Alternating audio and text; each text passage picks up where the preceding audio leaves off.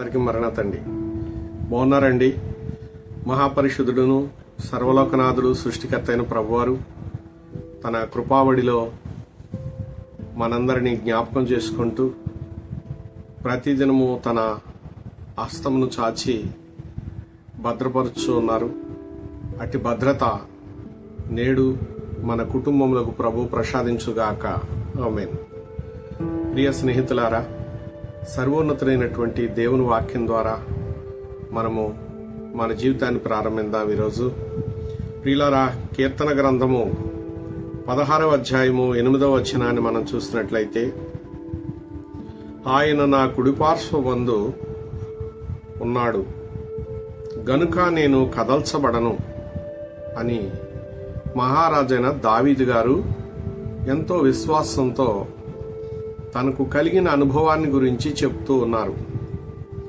ప్రియులారా, అనుభవజ్ఞుడు, మహాభక్తుడు, దేవునితో పరిచయం ఉన్నవాడు, దేవుని ఆజ్ఞను పాటించి రాజ్యమేలుచున్నటువంటి రణధీరుడు, ఉన్నతుడు, దేవుని మెప్పును పొందినటువంటి వ్యక్తి ఈ రాజుగారు.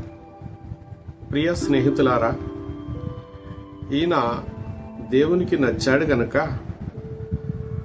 ఆనాడు అనగా ఒకనాడు గొర్రెల కాపరి దేవుని చిత్తాన్ని అనుసరించి నడుస్తూ ఉన్నందువల్ల దేవుడు ఆయన స్థితి మార్చారు.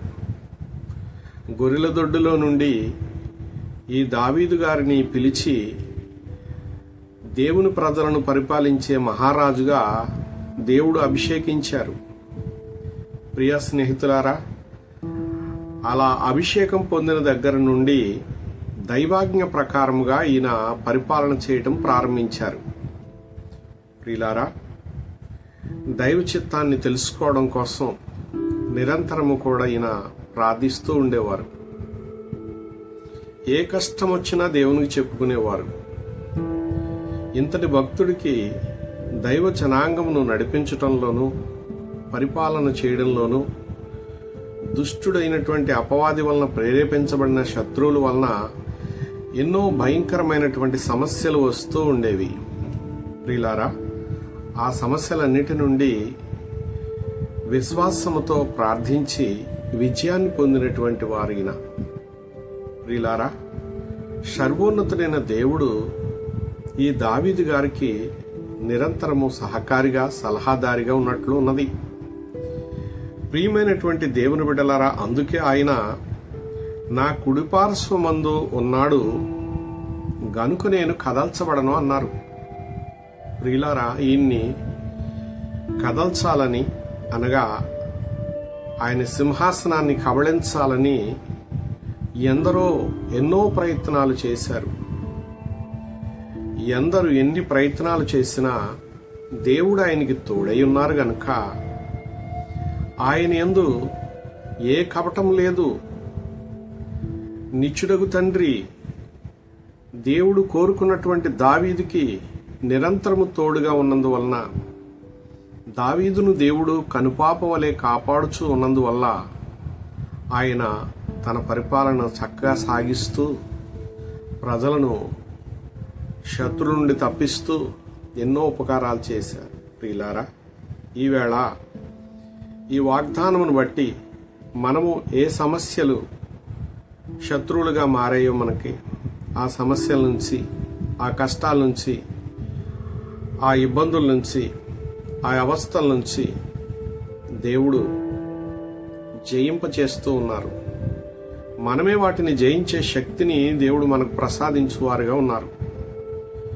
ప్రియులారా, ఇట్టి విశ్వాసాన్ని మనము కూడా అంతరంగంలో భద్రపరుచుకున్న వారమై ఉండాలి. దావీదు అన్నట్లే మనము కూడా ఈ చక్కని వాగ్దానాన్ని పలకగలిగేటటువంటి ధన్యులుగా ఉందాం. అట్టి కృప మనకును ప్రభు నిరంతరం ప్రసాదించువారై ఉన్నారు. దేవదేవుని హస్తము, సహవాసము సదా మనల్ని నడిపించునుగాక. చిన్న ప్రార్థన చేసుకుందామండి. అత్యున్నతుడైన మా పరలోకపు తండ్రి, నీకు స్తోత్రములు, స్తోత్రములు, స్తోత్రములు. ఇదిగో ప్రభువా, నీ ముందున్న నీ బిడ్డలైన వారిని, వారి కుటుంబాలను, వారి మనస్సును, మనస్సాక్షిని, అంతరంగమును నీవెరిగిన వారై ఉన్నారు గనుక ప్రభువా, మీ వినికిడిలో వారు ఫలించి వర్ధిల్లునట్లు తండ్రి, వారి చుట్టూ ఉన్న అంధకారం దూరపరిచి మా ప్రభా విశ్వాస వీరులుగా, ప్రార్థనా యోధులుగా, ప్రభా భక్తిలో విశ్వాసములో మరెన్నో మేళ్లను వారు పొందుకుంటూ దినదినాభివృద్ధి పొందే భాగ్యం కలిగించి మహిమను పొందమని, మహిమా స్వరూపి పునరుద్ధానుడే తిరిగి లేచి మేఘారుడే వరుడే వచ్చుచున్న యేసు వారి పుణ్యనామను ప్రార్థించి ఈ ప్రార్థనాంశం ఈ పాదముల దగ్గర పెట్టుచున్నాను పరమ తండ్రి. ఆమేన్. అందరికీ మరణా తండ్రి.